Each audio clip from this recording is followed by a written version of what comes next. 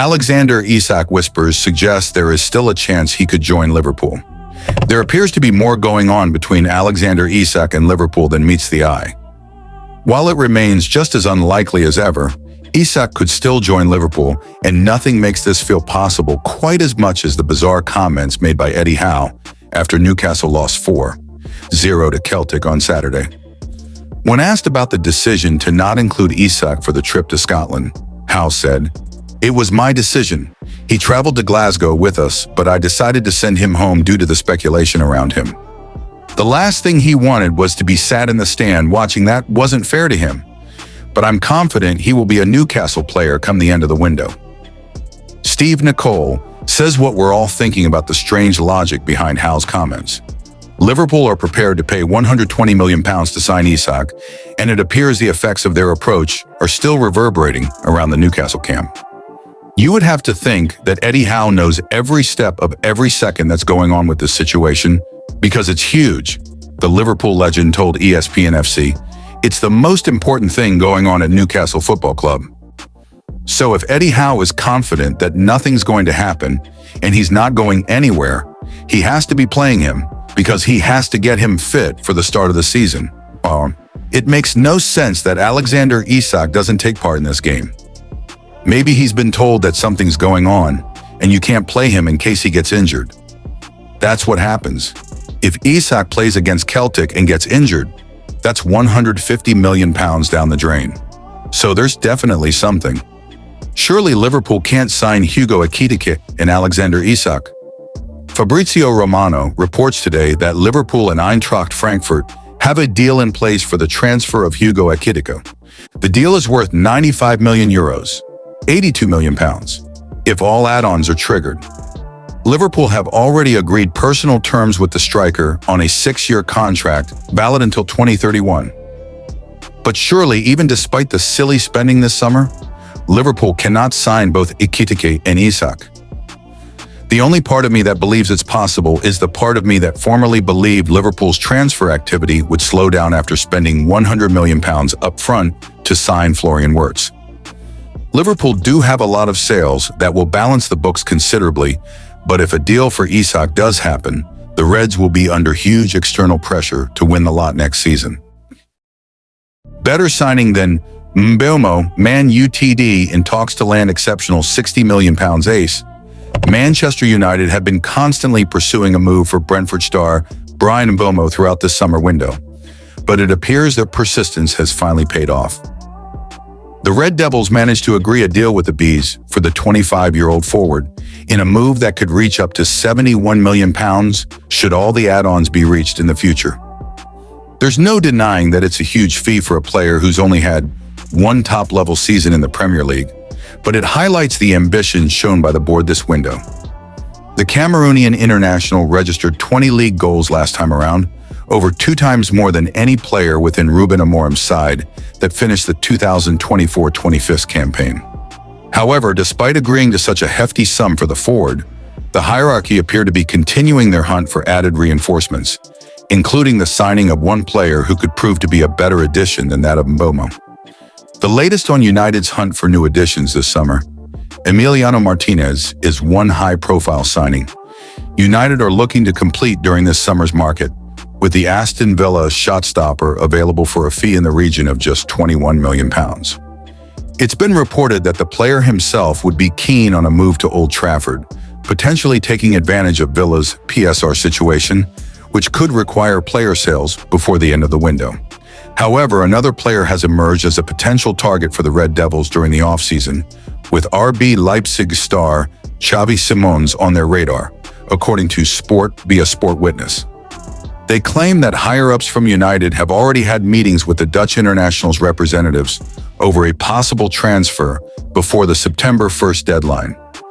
It also states they aren't alone in their hunt for the 22-year-old, with Chelsea also firmly in the race for his signature, leading to a £60 million price tag being mooted.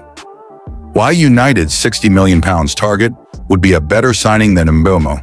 Given his tally of goals last season, it's no surprise that a deal for Mbeumo would excite the fan base, subsequently handing Amorim the clinical talent he's lacked in attacking areas since arriving. However, The 25-year-old mainly operated in a wide right role at Brentford last season, a position which he won't be able to occupy at Old Trafford, given the manager's 3-4-2-1 system. It's already confirmed that he won't be utilized as a striker, leaving the Cameroonian to play in one of the two number 10 positions behind the striker, potentially partnering Matheus Cunha in providing the goods. Such a deal could prove to be a risk, splashing serious money on a player and utilizing him in a slightly unfamiliar role, especially considering the other options available this summer. As seen by their attempts to convince Simons to join the club have been targeting countless options, with the Dutchman a much bigger talent than Mbappe. He's a younger star, subsequently having the potential to explode into an elite-level talent in the years ahead, and would have even been a cheaper deal given his £60 million valuation placed on his shoulders by the Bundesliga outfit. However, when comparing his stats to those of the pending new arrival, he managed to outperform him in multiple areas, highlighting why he'd be a better signing for a Morim system. Simons, who's been labeled phenomenal by Uptohan, may have been outscored, but did manage to post a better goal per shot on target rate than Mbappe, showcasing he's more clinical with the chances he's presented with in front of goal. He also completed more key passes per 90, along with more progressive passes per 90, having the end product to allow those ahead of him to find the back of the net, a crucial component for any number 10 in the modern game. The Leipzig star's dominance doesn't stop there, completing more take-ons per 90, highlighting the ability he possesses with the ball at his feet, offering a more all-round threat than United's soon-to-be £71 million signing. Given the difference in figures produced and the price tags between the pair, it's evident that a deal for Simons would be a better signing for the Red Devils this summer. Both players possess a lot of talent, but ultimately, if the club are to reach the next level in the years ahead, they need to be making the correct calls in the market, something which they've failed to do once again if they land Mbappe over Simons. Alexander Isak's absence explained as Newcastle star misses friendly after Liverpool approach. The Reds asked Newcastle about Isak's availability earlier this week, but did not lodge an official bid. Despite training this week, the striker is not involved in Saturday's game at Celtic Park. Alexander Isak was absent for Newcastle's opening game of pre-season. Liverpool transfer target. Alexander Isak was missing from Newcastle United's matchday squad against Celtic on Saturday as the Magpies continue their pre-season plans. Eddie Howe's side began its summer friendlies with a clash against Carlisle United last Saturday, and after training in Austria this week, Newcastle returned to the UK for Saturday's clash at Celtic Park. All eyes were naturally on Isak, given the speculation surrounding his future in recent days. Liverpool inquired about his availability this week, but did not launch an official bid for the Sweden star before turning its attention to Hugo Ekitike. The Magpies had previously been in talks about signing the Eintracht Frankfurt forward. Meanwhile, several reports on Friday claimed Isak is open to the possibility of joining Al Hilal, who ironically is owned by Newcastle's majority shareholders, the Saudi Arabia Private Investment Fund. Given the speculation and intrigue surrounding his future, there was surprise to see Isak had been left out of the matchday squad on Saturday, but Sky Sports reporter Keith Downey claimed via X that both he and Joelinton, their minutes are being managed this early in preseason. The Newcastle team does contain several big names, with Nick Pope, Kieran Trippier, and Bruno Guimaraes starting, and Sandro Tonali, Anthony Gordon, and Anthony Elanga on the bench. Newcastle faces Celtic on Saturday afternoon at Celtic Park. After Saturday's game in Glasgow, like Liverpool, Newcastle jets off to Asia for a preseason tour. The Magpies face Arsenal, a K-League mission, in Tottenham Hotspur before returning to England. Newcastle's final preseason games come at home to Espanyol and Atletico Madrid on August 8th and 9, which will give players the opportunity to get 90 minutes in their legs. The Northeast side faces Liverpool in its first home game of the season on August 25th. In the meantime, Newcastle has been linked with a move for Brentford striker Yoane Wissa, with a deal for Ekitike seemingly blown out of the water by the Reds. Isak's future at Newcastle remains uncertain. As for Isak, his future remains uncertain. Reports have indicated the Liverpool will return with a bid for the player if the approach for Ekitike collapses. He is widely considered the best striker on the market this summer, although Newcastle has repeatedly insisted it has no plans to sell the 25-year-old, who netted 27 goals last season, including 2 against Liverpool.